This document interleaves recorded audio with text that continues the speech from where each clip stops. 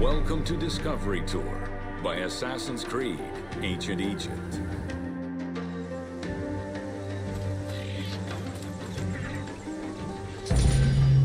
Welcome to Alexandria, Alexander's plan to build his great city.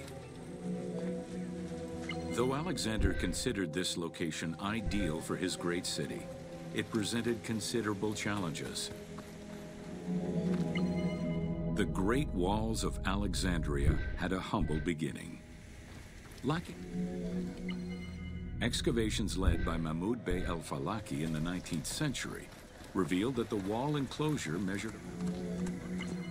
These formidable ancient walls would resist a number of attacks, including fending off the king of Syria in 169 BCE.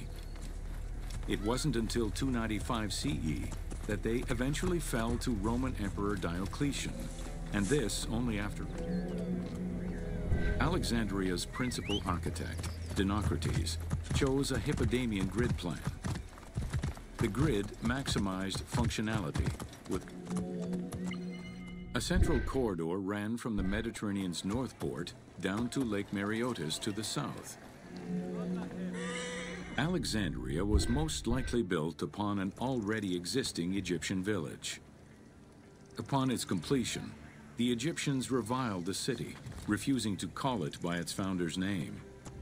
Instead, they called it Raked, the building, as a mark of disdain, which was later Hellenized into Rakotis.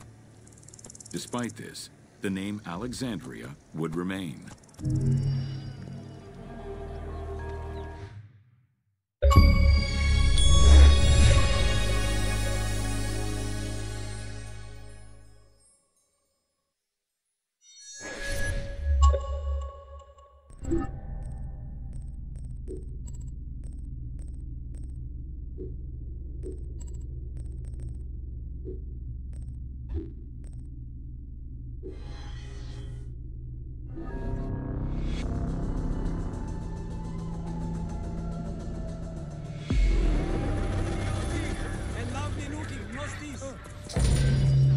Welcome to. The ports of Alexandria were a major commercial hub, effectively connecting Egypt with the Mediterranean regions and beyond. Food and other artisan work streamed out of Egypt. Ceramics, glass, golden rings, and minted coinage. The local potters, using traditional Egyptian techniques, competed with those from abroad, and the textile industry flourished. The wood imported to Port Mareotis through Alexandria's seaward ports was used in the nearby shipyards, where most of Egypt's ships were built. Employing tens of thousands of shipbuilders, the shipyards contributed to establishing the Egyptian fleet as one of the mightiest of the era. Any wood not used in shipbuilding was further disseminated through Egypt for various purposes.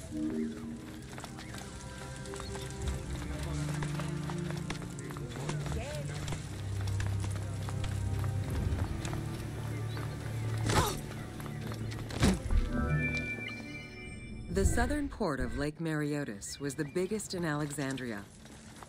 Save for a branch angling westward, the lake's size in the Ptolemaic era was roughly 40 to 50 kilometers from north. Banking was one of the most distinctive innovations brought by the Greeks to Egypt. The centerpiece of Alexandria's wealth was the royal systematization of taxes on almost every. By the late 12th century, the channel feeding the lake from the Nile silted up. Lake Mareotis lost its connection to the Mediterranean, as well as most of its water, as the lake slowly evaporated to a fraction of its former size. In modern times, Lake Mareotis is being kept alive through irrigation. However, only about 17% of its original size remains.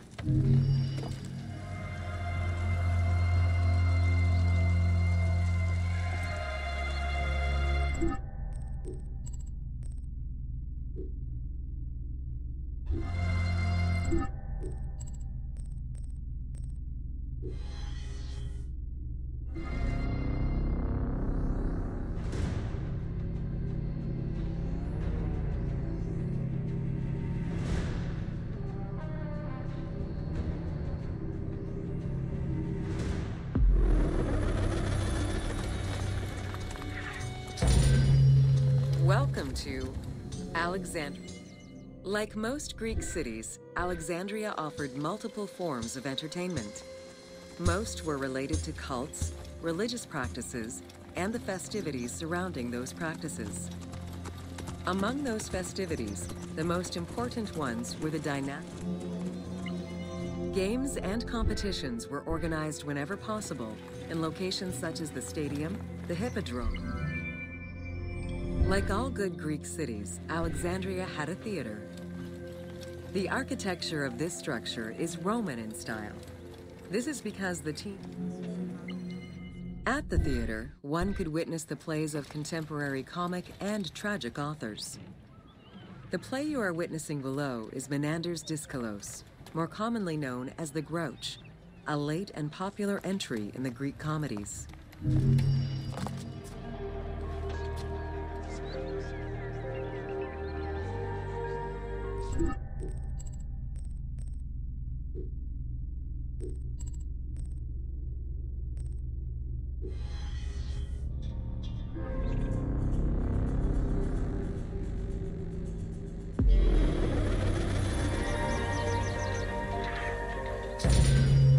Welcome to Education in Alexandria.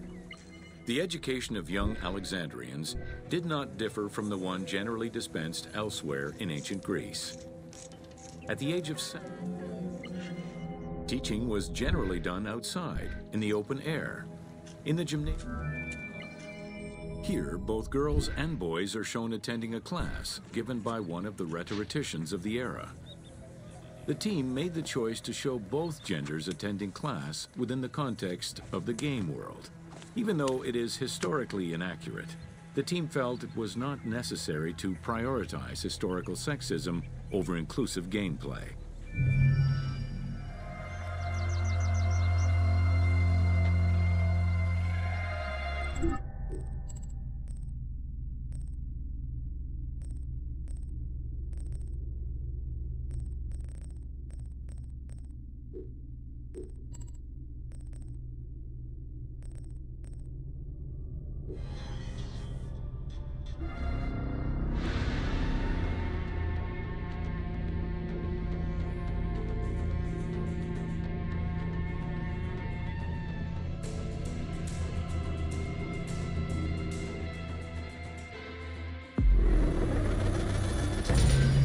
Welcome to the Panean.